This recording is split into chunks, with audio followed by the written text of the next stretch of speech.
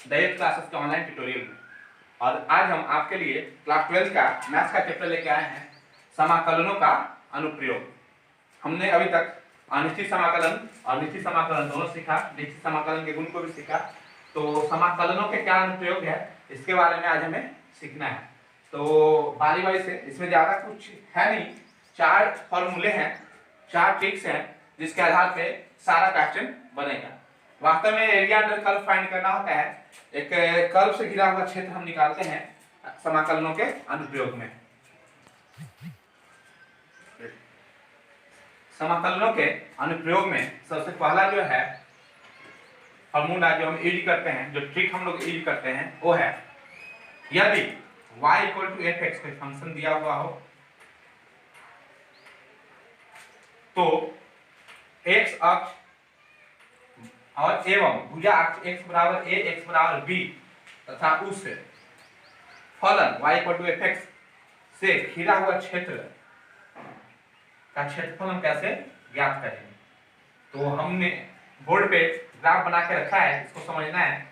सबसे पहले हम y = f(x) ग्राफ खींचेंगे। तो मैंने मान लिया कि ये जो ग्राफ है y = f(x) का है। उसके बाद हम x = a लाइन खींचेंगे, भुजा अक्ष x = a, यहाँ पे a पे कट कर रहा है और b पे, यानी इस लाइन पे आप सीधा बढ़ेंगे तो x का वैल्यू हमेशा a मिलेगा। इस लाइन पे अगर आप बढ़ते हैं सीधा तो x = b।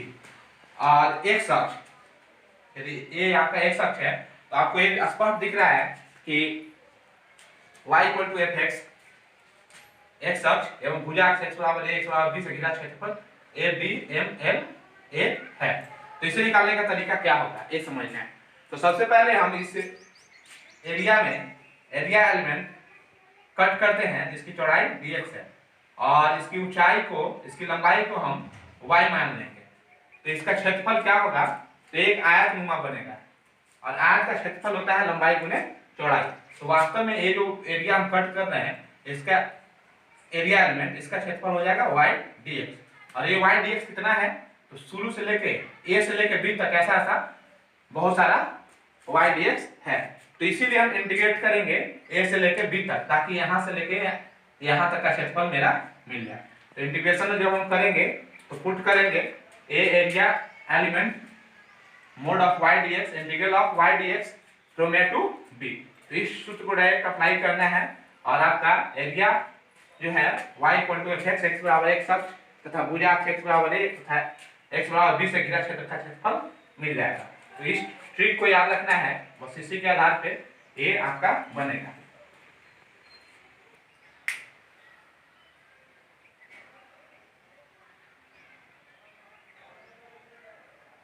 सेकंड जो ट्रिक है समाकलनों के अनुप्रयोग में, और वास्तव में हम सीख क्या रहे हैं, एरिया अंडर कर्व निकालना। तो इसमें एरिया जो कवर होगा फलन होगा x = y, यानी फलन जो है y के टर्म में होगा। उसके बाद y अक्ष दिया हुआ होगा तथा उसकी कोटि y = c और y = d। तो ऐसा जब होगा तो उस कर्व के द्वारा, और ये जो अन्य 3 टर्म है y अक्ष y = c तथा y = d, उसके द्वारा एरिया कितना कवर होगा, तो हो जाएगा integral of mod x from c to d। इसका ग्राफीय विधि से अगर हम निरूपण देखना चाहेंगे तो ये है, इसे हमने मान लिया कि ये है x = fy का कर्व। उसके बाद ये है y = c और ये लाइन है y = d। इसमें हम एरिया एक्सिस आपका हो गया और ये हो गया y एक्सिस। इसमें हम एरिया एलिमेंट कट करेंगे तो ये आपका कटेगा dy। इसकी चौड़ाई को हम x मान लेंगे। तो ऐसा ऐसा एरिया एलिमेंट इसमें बहुत सारा है, यानी टोटल चाहिए तो हमको इस फलन को c से d तक इंटीग्रेट करना होगा।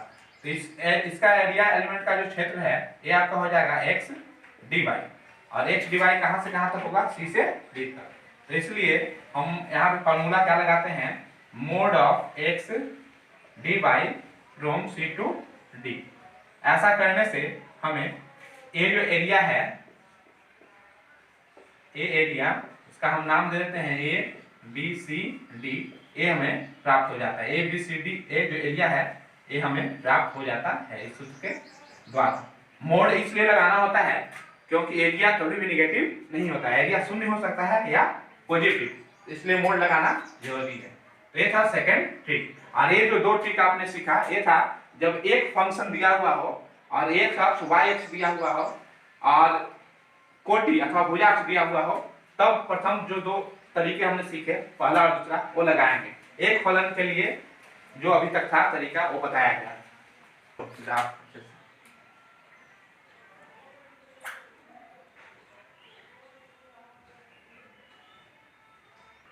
समाकलनों के अनुप्रयोग में तीसरा जो तरीका है एरिया अंडर कर्व निकालने का, वो है जब y1 fx और y2 g दो फलन दिया हुआ हो और भुजाक्ष x बराबर a एवं x बराबर b दिया हुआ हो, तब हम इस ट्रिक को अप्लाई करते हैं। इसमें ग्राफीय विधि से इसे कैसे निरूपित किया जाता है थोड़ा ये भी समझ लेते हैं और अंत में हम एग्जाम्पल भी समझेंगे।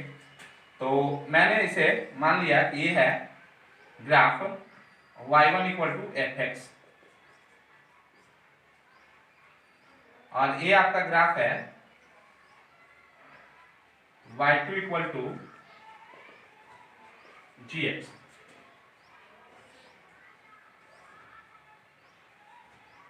ये जो लाइन है ये है x बराबर a और ये है x बराबर b।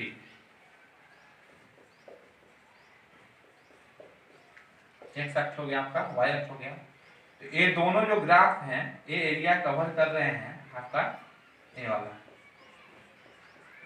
तो इसमें बेसिक जो ट्रिक है ये है, इसमें दो फंक्शन है तो सिंगल वाले का तरीका लगाएंगे। जैसे इससे निकला हुआ ये जो एरिया कवर कर रहा है, ये कवर कर रहा है, और ये जो ग्राफ एरिया कवर कर रहा है आपका ये वाला। आप पेन के मूवमेंट पे ध्यान देंगे, y1 fx एरिया कवर कर रहा है ये वाला, y2 gx एरिया कवर कर रहा है ये वाला। तो बड़ा एरिया में से इस एरिया को घटा देंगे तो दोनों ग्राफ जो एरिया कवर कर रहा है वो मिल जाएगा। तो इसको सिंगली अगर हम निकालेंगे तो ग्राफ 1 द्वारा एरिया कितना कवर हो रहा है, y1 fx द्वारा। तो y1 fx द्वारा एरिया कवर हो रहा है, y1 fx द्वारा एरिया कवर हो रहा है वास्तव में integral of fx integral of y1 dx from a to b और y2 gx द्वारा जो एरिया कवर हो रहा है integral of y2 dx from a to b। और इस एरिया में से इस एरिया को घटा देंगे तो आपका रिक्वायर्ड एरिया ये वाला जो है ये आपका मिल जाएगा। तो इसलिए हमने दोनों को एक साथ लिखा y2 माइनस y1 dx। यहाँ पे मोड लगाना अनिवार्य है क्योंकि एरिया निगेटिव नहीं होगा। तो ये तरीका है, यानी तीसरा जो तरीका है और चौथा, दो फंक्शन के लिए पहला दोनों को जब आप कंबाइन कर देंगे फर्स्ट फंक्शन और सेकंड फंक्शन, तो पहला जो तरीका था और दूसरा दोनों का योग या दोनों के अंतर के रूप में रहेगा।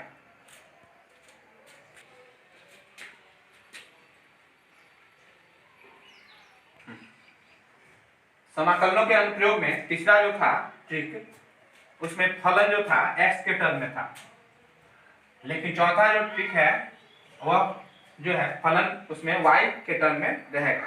फलन जो दो दिए हुए होंगे वो y के टर्म में होंगे और उसका कोटि x बराबर c एवं x बराबर d दिया हुआ होगा। तो उस दोनों फलनों के द्वारा और दोनों फलन मिलकर जितना एरिया कवर करेंगे उसको निकालने का तरीका है integral of mod of x2 minus x1 from c to d। इसका ग्राफीय विधि से निरूपण अगर हम देखना चाहें तो ग्राफ इसका इस तरीके से बनेगा।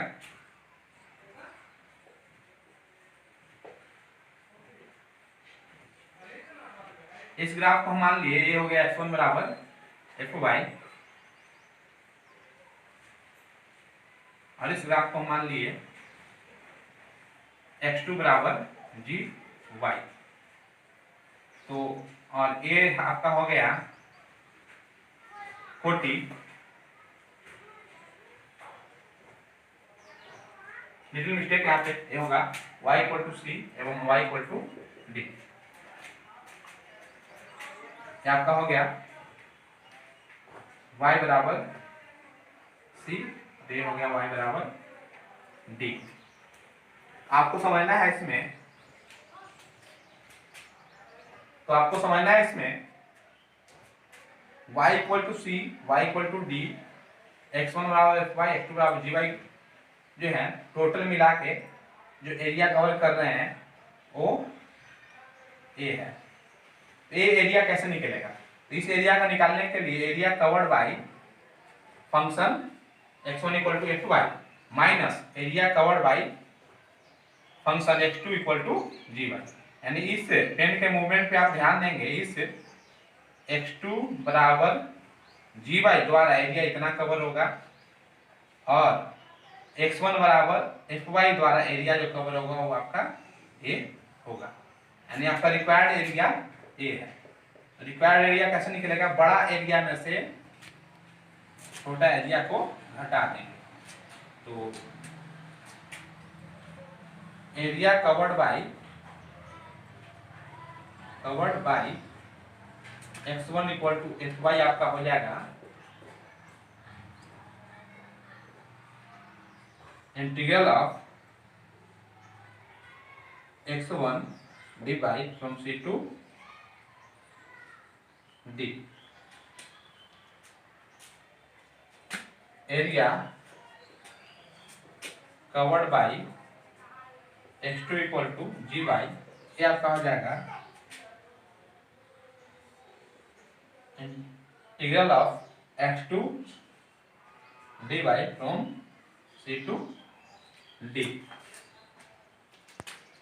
तो ये बड़ा एरिया है और ये छोटा एरिया है, ये आपका है x2, ये हो गया आपका x1 वाला। तो बड़ा एरिया में से ये जो बड़ा एरिया था इसमें से छोटा एरिया को घटा देंगे तो आपका फाइनल आंसर आएगा, और इसी को हमने रिजल्ट के रूप में यहाँ पे लिखा है x2 minus x1 divide from c to d। तो ये था आपका चौथा तरीका, और ये 4 तरीके ही हैं जिसके आधार पे आपका सारा सॉल्यूशन हो जाएगा। एप्लीकेशन ऑफ इंटीग्रल्स का जितना भी क्वेश्चन है सारा ये 4 तरीके से ही बनेगा। तो आप इस पे आधारित क्वेश्चंस को अच्छे से प्रैक्टिस कीजिए, और जो भी संदेह हो वो आप कमेंट बॉक्स में डालें। और हमने पहले वीडियो बनाया है डेफिनेट इंटीग्रेशन का, इनडेफिनेट इंटीग्रेशन का, उसको भी देख लें और अच्छे से समझें ताकि इसको समझने में कठिनाई ना हो।